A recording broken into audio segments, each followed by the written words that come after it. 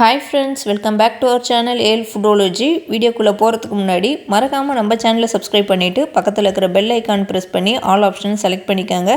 அப்பதான் நான் போடுற எல்லா வீடியோஸோட நோட்டிஃபிகேஷனும் உங்களுக்கு கிடைக்கும். இன்ஸ்டாகிராம்லயே அப்படியே நம்ம பேஜை ஃபாலோ பண்ணிக்கங்க. இன்னைக்கு நல்ல ஒரு டேஸ்டான சிம்பிளான காரக்குழம்பு ரெசிபி தான் செய்ய போறோம். வாங்க எப்படி செய்யறதுன்னு பார்க்கலாம்.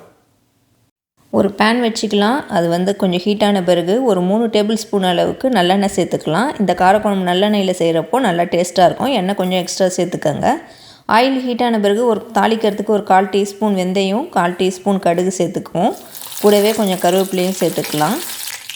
இது நல்லா கடுகு நல்லா பொரிஞ்ச பிறகு நான் கட் பண்ணி வச்சுருக்கேன். பெரிய சைஸ் பூண்டாக இருந்ததுனால கட் பண்ணி சேர்த்துருக்கேன். நீங்கள் சின்ன சைஸ் பூண்டாக இருந்தால் அப்படியே சேர்த்துக்கங்க. பூண்டு ஒரு 6 பல் கட் பண்ணி சேர்த்துருக்கேன். அதே மாதிரி ஒரு 100 கிராம் சின்ன வெங்காயம் சேர்த்து அதை நல்லா கொஞ்சம் நேரம் வதக்கிக்கலாம்.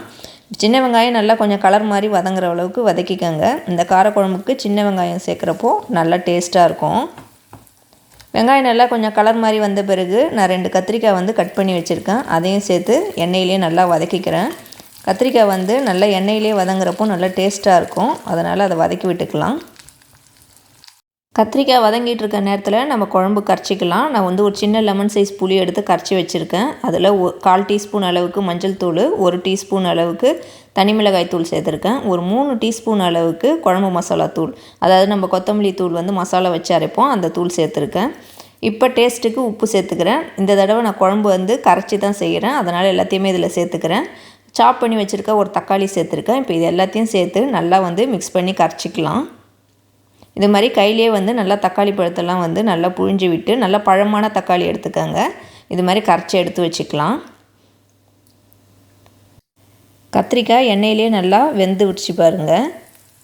பார்க்கவே எப்படி இருக்குது பாருங்கள், சூப்பராக. இப்போ நம்ம கரைச்சி வச்ச இந்த குழம்பு கரைசலை இதில் சேர்த்துக்கலாம்.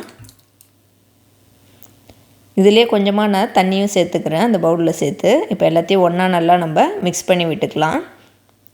நம்ம புளி தண்ணி ஊற்றிட்டு கத்திரிக்காய் வேக வச்சா கத்திரிக்காய் வேக ரொம்ப நேரம் ஆகும். அதனால் எண்ணெயிலே நல்லா வதங்க விட்டுக்கோங்க. இப்போ நான் ஒரு மூடி போட்டு மூடி வச்சு இது ஒரு 30 நிமிஷம் விடுறேன். நான் திரும்ப ஒரு 1/2 அன் ஹவர் ஓப்பன் பண்ணியிருக்கேன். இப்போ நான் ஓப்பன்லேயே வச்சு ஒரு 10 நிமிஷம் அப்படியே கொதிக்க விட போகிறேன் குழம்ப. ஒரு 10 நிமிஷத்துக்கு அப்புறம் குழம்பு நல்லா திக்காகி நல்லா ரெடி ஆகிடுச்சு. சூப்பராக பாருங்கள். நம்ம சேர்த்த பூண்டு எண்ணெயிலே வதக்கின அந்த கத்திரிக்காய் பாருங்கள், காரக்குழம்புல சூப்பராக இருக்குது பாருங்கள். இப்போ நான் ஸ்டவ் ஆஃப் பண்ணிக்கிறேன். நம்மளோட கத்திரிக்காய் காரக்குழம்பு சூப்பராக ரெடி ஆகிடுச்சு. இப்போ இதை சர்வ் பண்ணிவிட்டு காட்டுறேன் பாருங்கள். இது எந்த காயுமே இல்லாமல் வெறும் கத்திரிக்காய் மட்டும் சேர்த்து சிம்பிளாக செய்யக்கூடிய ஒரு காரக்குழம்பு ரெசிபி. சீக்கிரமாகவும் செஞ்சிடலாம்.